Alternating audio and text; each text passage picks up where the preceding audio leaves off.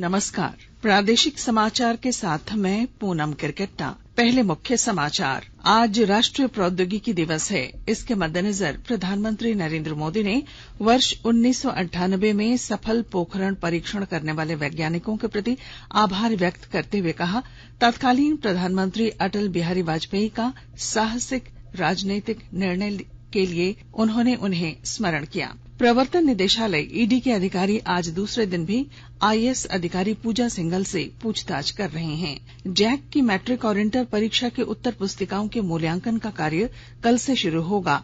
वहीं जैक ने 11वीं गणित और जीव विज्ञान की परीक्षा रद्द कर दी है। और गुजरात टाइटंस आईपीएल प्लेऑफ में पहुंचने वाली पहली टीम बन गई है। आज शाम 7:30 बजे राजस्थान रॉयल्स का मुकाबला दिल्ली कैपिटल्स से होगा। और अब समाचार विस्तार से। आज राष्ट्रीय प्रौद्योगिकी दिवस है। यह दिन पोखरण में परमाणु परीक्षण और इसके बाद भारत के परमाणु संपन्न देशों की सूची में शामिल होने के उपलक्ष्य में मनाया जाता है।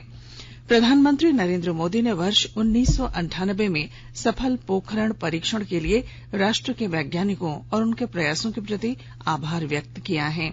एक ट्वीट में श्री मोदी ने इस साहसिक राजनीतिक निर्णय के लिए पूर्व प्रधानमंत्री अटल बिहारी वाजपेयी के नेतृत्व का स्मरण किया। प्रवर्तन निदेशालय ईडी के अधिकारी आज दूसरे दिन भी आईएएस पूजा सिंघल से पूछताछ कर रहे हैं। इससे पहले कल ईडी ने खूंटी में मनरेगा घोटाले को लेकर पूजा सिंघल से सवाल किया। सिंघल ने कहा कि उनके ऊपर मनरेगा के जो आरोप लगाए गए हैं वे गलत हैं। उन्होंने किसी भी भ्रष्टाचार को बढ़ावा नहीं दिया है। विभागीय जांच के बाद 2017 में उनको क्लीन चिट दी गई थी। ईडी ने पूछा कि राम विनोद सिन्हा के खिलाफ शिकायत आने पर आपकी ओर से क्या कार्रवाई की गई। सिंघल ने कहा कि इसके लिए मुझे कागजात देखने होंगे। रांची के एयरपोर्ट रोड स्थित ईडी कार्यालय में उनसे पूछताछ जारी है। दूसरी ओर ईडी के पूछताछ में सीए सुमन कुमार सिंह ने कहा कि जो रुपए उनके घर से मिले हैं वो उनके नहीं हैं। ईडी पूजा सिंघल, उनके पति अभिषेक झा और सुमन सिंह तीनों को एक साथ बिठाकर पूछताछ कर रही है। जानकारी के मुताबिक ईडी द्वारा की गई छापेमारी के दौरान सुमन कुमार, पूजा सिंघल और उनके पति के घर, अस्पताल और दफ्तर से जब्त दस्तावेज को भी ईडी ऑफिस लाया गया है। वहीं दूसरी ओर हाईकोर्ट में हस्तक्षेप याचिका दायर कर इस मामले की सीबीआई से जांच कराने की मांग की गई है। रांची के डीआईजी अनीश गुप्ता ने कल एसएसपी सभागार में पंचायत चुनाव को लेकर समन्वय समिति की बैठक की। बैठक में डीआईजी ने पंचायत चुनाव को निष्पक्ष, भयमुक्त वातावरण में शांतिपूर्ण तरीके से मतदान की प्रक्रिया पूरी कराने का निर्देश अधिकारियों को दिया। डीआईजी ने कहा कि पहले चरण का पंचायत चुनाव नक्सल प्रभावित इलाके में है। वहां फोर्स की तैनाती और उनके आवागमन को लेकर भी संबंधित अधिकारियों को कई दिशा निर्देश दिए गए। उन्होंने कहा कि सुरक्षा को लेकर 4 टियर सुरक्षा की व्यवस्था की गई है। साथ ही नक्सल इनपुट पर कार्रवाई करने, कानून व्यवस्था बनाए रखने सहित अन्य विषयों पर भी अधिकारियों को निर्देश दिए गए हैं। बैठक में सीआरपीएफ, एसएसबी, वन विभाग, उत्पाद विभाग, रांची नगर निगम, गृह रक्षा वाहिनी के साथ समन्वय बिठाकर काम करने को कहा गया। बैठक में मतदान केंद्रों पर बलों की प्रतिनियुक्ति, फोर्स मल्टीपर के रूप में उत्पाद विभाग में कार्यरत उत्पाद उप निरीक्षक, उत्पाद सैनी, उत्पाद सिपाही, रांची नगर निगम में कार्यरत क्षेत्रीय प्रवर्तन पदाधिकारी तथा वन विभाग में कार्यरत वन रक्षी की प्रतिनियुक्ति के संबंध में चर्चा की गई। सिमडेगा जिले में त्रिस्तरीय पंचायत चुनाव को लेकर जोर शोर से तैयारियां चल रही हैं। जिला प्रशासन ने चुनाव को लेकर कई इंतजाम किए हैं। विस्तृत ब्यौरा दे रहे हैं हमारे संवाददाता। स्तरीय पंचायत चुनाव के तहत सिमडेगा जिले में 14 मई को पहले चरण का मतदान होगा। पहले चरण में कुरडेग, केरसई, बोलबा और पाकरटांड प्रखंड में लोग विभिन्न पदों के लिए अपनी पसंद के प्रत्याशियों को वोट देंगे। पहले चरण में चारों प्रखंडों में विभिन्न पदों के लिए कुल 255 प्रत्याशी चुनावी मैदान में हैं। इनमें मुखिया पद के उम्मीदवारों की संख्या 169 और जिला परिषद पद के प्रत्याशियों की संख्या 16 है। इधर 230 वार्ड सदस्यों और 11 पंचायत समिति सदस्यों का निर्विरोध चयन हो चुका है। जिला प्रशासन द्वारा मतदान कर्मियों को प्रशिक्षित किया गया है। 13 मई को उन्हें मतदान सामग्री दी जाएगी और वे मतदान केंद्रों की ओर रवाना होंगे। मनोज कुमार सिन्हा, मनु, आकाशवाणी समाचार, सिमडेगा। राज्य की मनरेगा आयुक्त राजेश्वरी बी ने कहा कि सरकार राज्य भर के अलग अलग प्रखंडों में परती जमीन की एक सूची तैयार करेगी। मनरेगा के जरिए इसकी सूरत बदले जाने पर विशेष प्लान होगा। राजेश्वरी बी कल राज्य स्तरीय कमेटी की बैठक को संबोधित कर रही थीं। मनरेगा आयुक्त ने जिलों में बिरसा हरित ग्राम योजना के तहत सरकार की ओर से मिले लक्ष्य और लाभुकों के चयन के बारे में पदाधिकारियों से जानकारी ली। बैठक में बिरसा हरित ग्राम योजना के जरिए ग्रामीणों की आर्थिक स्थिति में सुधार करने और युवाओं को आत्मनिर्भर बनाते हुए उनके पलायन को रोकने के उद्देश्य पर भी चर्चा की गई।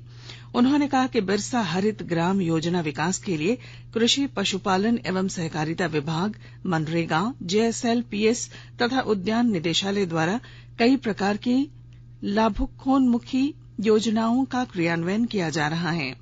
उन्होंने निर्देश दिया कि सरकार द्वारा निर्धारित लक्ष्य के अनुरूप समय पर लाभुकों का चयन करना सुनिश्चित हो। बिहार में राज्य सरकार की आर्थिक अपराध इकाई ने बीपीएससी पेपर लीक मामले में 4 लोगों को गिरफ्तार किया है। वीर कुंवर सिंह कॉलेज आरा के प्राचार्य सह केंद्र अधीक्षक योगेंद्र प्रसाद सिंह, इसी कॉलेज के व्याख्याता सह परीक्षा नियंत्रक सुशील कुमार सिंह और व्याख्याता सह केंद्र सहायक अगम कुमार सहाय तथा बरहड़ा के बीडीओ जयवर्धन गुप्ता गिरफ्तार किए गए हैं। इन चारों को पटना में मुख्य न्यायिक मजिस्ट्रेट की अदालत में पेश किए जाने के बाद जेल भेज दिया गया है। आर्थिक अपराध इकाई के अपर महानिदेशक नैयर हसनैन खान ने आकाशवाणी को बताया कि पुलिस अधीक्षक सुशील कुमार सिंह के नेतृत्व में विशेष जांच दल हरकोट से इस मामले की जांच कर रहा है। बिहार लोक सेवा आयोग की प्रारंभिक परीक्षा के प्रश्न पत्र रविवार को सोशल मीडिया पर वायरल हो गए थे। उपभोक्ता कार्य विभाग ने उपभोक्ताओं की शिकायतों के बेहतर निवारण के लिए सभी कैब कंपनियों को राष्ट्रीय उपभोक्ता हेल्पलाइन में भागीदार बनने का निर्देश दिया है। इससे उपभोक्ता संरक्षण अधिनियम 2019 और ई कॉमर्स नियम 2020 का अनुपालन भी होगा। उपभोक्ता मामलों के सचिव रोहित कुमार सिंह की अध्यक्षता में प्रमुख ऑनलाइन कैब प्लेटफॉर्म की बैठक हुई। बैठक में उपभोक्ताओं से जुड़े प्रमुख मुद्दों पर चर्चा के दौरान ये निर्देश दिए गए। विभाग ने परामर्श दिया है कि सभी ऑनलाइन कैब कंपनियों को यात्रियों की शिकायतों का प्राथमिकता के आधार पर जवाब देने और उपभोक्ता अधिकारों की पर्याप्त सुरक्षा सुनिश्चित करने के लिए आवश्यक कदम उठाने की जरूरत है। बैठक में ओला, उबर, रैपिडो, मेरू और जुगनू जैसी प्रमुख कैब कंपनियों के प्रतिनिधियों ने हिस्सा लिया। बैठक के दौरान कॉल सेंटर से यात्रियों को उचित जवाब नहीं मिलना, ड्राइवर द्वारा ऑनलाइन भुगतान लेने से मना करना और नकद राशि के लिए जोर देना जैसी प्रमुख शिकायतों पर विचार किया गया। आकाशवाणी के ताजा तरीन समाचारों के लिए आप हमारी वेबसाइट newsonair.com पर लॉग ऑन कर सकते हैं। ताजा समाचार Twitter handle @AIR news alerts और Facebook page All India Radio News पर भी उपलब्ध है। आप प्रादेशिक समाचार एकांश के ट्विटर हैंडल @AIR न्यूज_रांची और फेसबुक, इंस्टाग्राम पेज तथा YouTube channel AIR news Ranchi पर भी हमारे बुलेटिन सुन सकते हैं। प्रादेशिक समाचार आप आकाशवाणी रांची से सुन रहे हैं और अब पेश हैं कोरोना से बचाव के कुछ संदेश। चलो मिलकर एक शुरुआत करें, चलो एक फैसला आज करें, मास्क नहीं तो टोकेंगे, कोरोना को रोकेंगे, चलो एक वादा करते हैं, चलो कुछ वादा करते हैं, मास्क नहीं तो टोकेंगे, कोरोना को रोकेंगे। भारत सरकार द्वारा जनहित में जारी। कोविड-19 से बचाव और सुरक्षित रहने के 3 उपाय। मास्क लगाएं, 2 गज दूरी है जरूरी, सुरक्षित दूरी रखें, हाथ और मुंह साफ रखें। प्रादेशिक समाचार में आपका फिर स्वागत है। झारखंड एकेडमिक काउंसिल जैक की ओर से संचालित मैट्रिक और इंटरमीडिएट परीक्षा 2022 की उत्तर पुस्तिकाओं के मूल्यांकन का कार्य 12 मई से शुरू होगा। इसे लेकर तैयारी पूरी कर ली गई है। जैक के सचिव महीप कुमार सिंह ने बताया कि मूल्यांकन कार्य सीसीटीवी कैमरे की निगरानी में कराया जाएगा। मूल्यांकन केंद्रों पर पूर्णकालिक बिजली और पंखे की व्यवस्था कराने को कहा गया है। यह भी सुनिश्चित करने को कहा गया है कि परीक्षक जलपान भोजन आदि केंद्रों पर ही ग्रहण करें। केंद्र के अंदर किसी भी व्यक्ति या कर्मी को मोबाइल फोन के उपयोग की अनुमति नहीं रहेगी। वहीं दूसरी ओर जैक ने 11वीं गणित और जीव विज्ञान की परीक्षा रद्द कर दी है। इसे लेकर मंगलवार की देर रात पत्र जारी किया गया। इसमें कहा गया है कि 11वीं बोर्ड की फर्स्ट टर्म की गणित और जीव विज्ञान की 9 मई को हुई परीक्षा रद्द की जाती है। अब इन विषयों की परीक्षा द्वितीय चरण की परीक्षा के साथ होगी। देश में अब तक 190 करोड़ 65 लाख से अधिक कोविड रोधी टीके लगाए जा चुके हैं। कल 12,07,000 से अधिक टीके लगाए गए।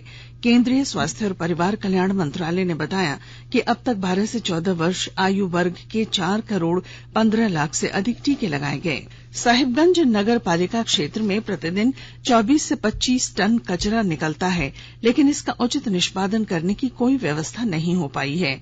पेश है हमारे संवाददाता की रिपोर्ट। गाड़ी वाला आया घर से कचरा निकाल, यह स्लोगन आप रोज सुनते होंगे और संबंधित म्युनिसिपल नगर पालिका का कचरा वाहन आपके दरवाजे पर आकर कचरा उठा के ले जाता है। साहिबगंज जिले में भी ऐसा ही होता है। साहिबगंज के नगर पालिका क्षेत्र से प्रतिदिन 24 से 25 टन कचरा इकट्ठा होता है। इन कचरों के निष्पादन के लिए कचरा निष्पादन प्लांट बैठाने हेतु 9.98 एकड़ जमीन साहिबगंज की बोरियो प्रखंड अंतर्गत घोगी पंचायत में आवंटित किया गया है। बावजूद इसके कचरा प्लांट धरातल से कोसों दूर है।